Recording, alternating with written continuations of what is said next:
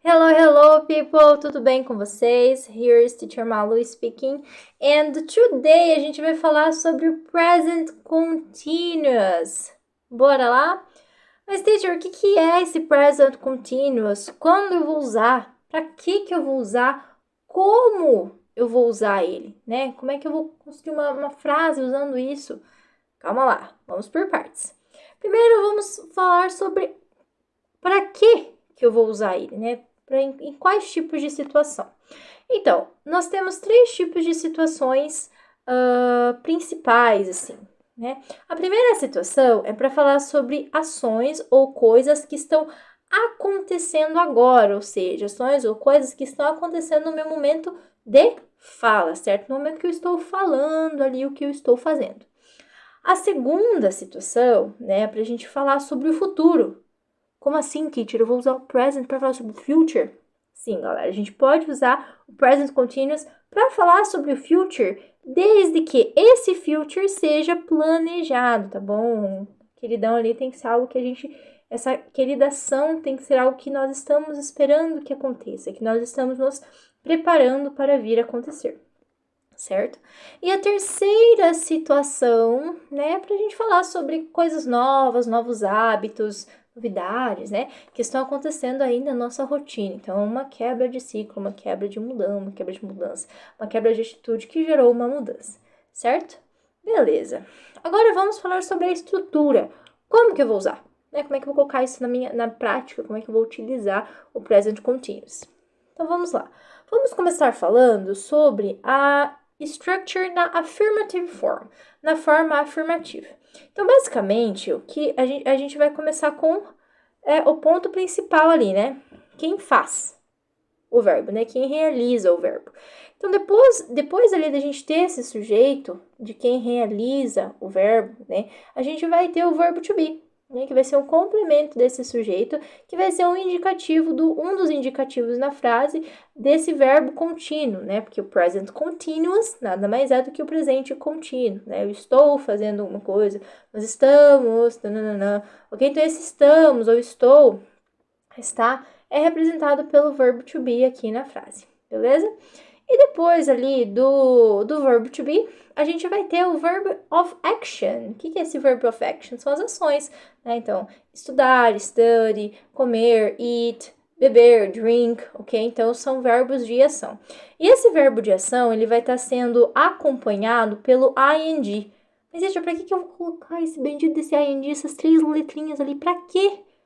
Para ser um complemento do present continuous, do verbo contínuo. Sabe quando que a gente fala em português assim, eu estou estudando, certo? Então esse ando, endo e indo que a gente usa em português, que também é considerado presente contínuo, ele vai ser representado em inglês pelo ing, tá? Então eu preciso ter ele ali perto do verbo. Então, por exemplo, o verbo é estudar, study. Se eu quero falar estudando, eu vou precisar do ing, studying, ok? Mesma coisa ali, mais um exemplo. Comer. Comer é eat. Comendo, eating, ok? Por aí a gente vai. Agora, vamos dar uma olhada ali em alguns exemplos. Exemplo número 1. Eu estou estudando agora. Como é que eu vou falar isso em inglês, teacher? Vamos traduzir, certo? Então, ó. A gente mantém o sujeito, né, na primeira parte da frase. Eu, em inglês, é I. Eu estou, I am. Tá vendo que a gente continua aqui nessa estrutura? Estudar, certo? Mas eu não vou falar assim, eu estou estudando. Não, né? A gente vai cortar ali o finalzinho e vai juntar essa indicativo do contínuo, né? Que é o ando, endo e indo em português, que vai se transformar no ing em inglês. Então, eu estou estudando, fica I am studying, né? Ó, tá vendo? Ando in, estudando, studying, ok? E depois a gente também vai ter o complemento, que é o que segue ali as informações. Geralmente, quando a gente faz essa estrutura básica, a gente não coloca ali que há um complemento, mas a gente sempre gosta de fofocar, né? Então, a gente está sempre adicionando novas informações aí a essa estrutura. E, geralmente, essas novas informações, elas são time expressions, né? Expressões de tempo ou adverbs of time, advérbios de tempo, right? Então, aqui nessa frase, a gente tem o agora, que ele vai representar a nossa primeira situação lá, né? O nosso momento de fala, uma ação realizada no momento da fala, né? Agora vamos olhar aqui a segunda. Nós estamos indo para São Paulo amanhã, certo? Nós, fica o I, né? Como é que fala estamos para nós? Are, né? Que a gente tem a short form, né? A abreviação. Então, nós estamos, we're.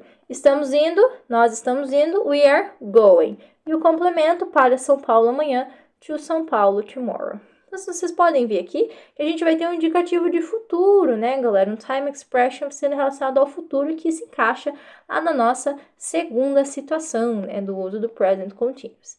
Agora, para a nossa terceira frase, terceiro exemplo. Ela está lendo um novo livro. Mantemos o sujeito, ela fica she, né? Ela está, she is, abreviando x, certo? Ler, read, lendo, reading, certo? Então, ela está lendo, she's reading um novo livro, a new book. Aqui a gente pode perceber pelo contexto que é uma quebra ali na rotina, é uma coisa nova, uma novidade, porque é novo, um novo livro, certo? Beleza. Afirmativa, tranquilo. Agora vamos para negativa, né, galera? O que vai alterar aqui na negativa, na negative form, né? Qual alteração? A gente vai alterar o verbo to be. Aqui no present continuous, a chave dessa mudança da affirmative para negative para interrogative é o verbo to be. É ele que vai indicar pra gente se essa frase tá na affirmative, se essa frase tá na negative ou na interrogative. Então, nesse caso aqui, na negative form, o que vai ficar negativo é o verbo to be. Ok? Se então antes eu estava... Vamos aqui já para os nossos exemplos, né? Porque é a mesma estrutura. Então, vamos para os nossos exemplos. Se antes eu estava falando eu estou estudando, agora eu vou falar de forma negativa, certo? Eu não estou estudando. Como é que isso vai ficar na negative form? O verbo to be vai ficar negative, como eu já havia falado antes. Então, eu não estou, I'm not, certo? Eu não estou estudando, I'm not studying, ok? Agora, eu vou mudar um pouquinho o verbo to be aí. Se antes eu estava falando nós estamos indo, agora nós não estamos indo, certo?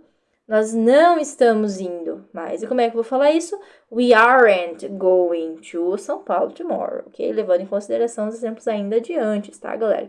Então, nós não estamos indo. We aren't going, ok? E nosso último exemplo. Se antes eu estava falando, ela está lendo um novo livro, agora eu vou mudar para negative. Ela não está lendo um novo livro, não houve mudanças, né?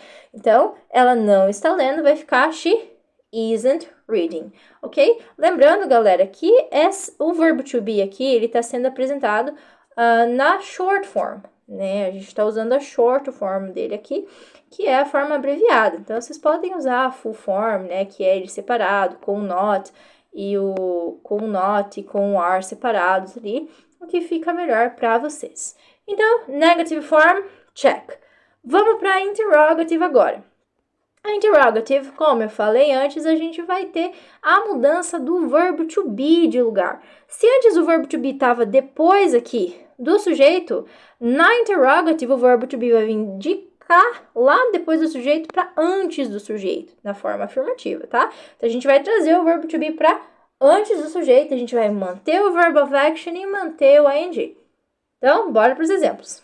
Se antes eu estava afirmando que eu estou estudando, agora eu vou perguntar, né? E geralmente eu não pergunto para mim mesmo, né? Só se eu tô ali matutando sobre a minha vida, né? Caso contrário, eu pergunto pro outro. Então, vamos perguntar ali pro fulaninho. Você está estudando agora?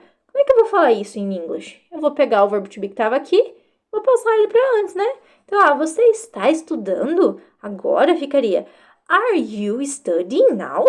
Ok? Então, a gente vai fazer essa alteração do verbo to be. E como é que eu vou responder? Como é que o fulaninho responderia? Yes, I am. No, I'm not. Sempre usando o auxiliar. E qual que é o nosso auxiliar aqui, galera? O verbo to be. Então, se tem o verbo to be no começo da pergunta, vai ter o verbo to be na resposta, beleza? Então, ali, se antes eu estava afirmando que eles estão indo para São Paulo, agora eu vou perguntar. Eles estão indo para São Paulo amanhã, certo? E aí, como é que vai ficar ali na negative form, não, na interrogative form, né, do present continuous? Vai ficar, are they going to São Paulo tomorrow? Ok? Então, a gente tem o verbo to be ali no comecinho de novo, mantendo o ing, certo? E como é que as pessoas responderiam? Ah, yes, they are. No, they aren't. Com o verbo to be, certo? Aqui o verbo to be, por quê? Porque eu tenho o verbo to be aqui, ok? E agora, o nosso último exemplo. Ela está lendo um novo livro? Is she reading a new book? Right? Então, a gente mantém o verbo to be no começo, certo? E como é que ficaria a resposta?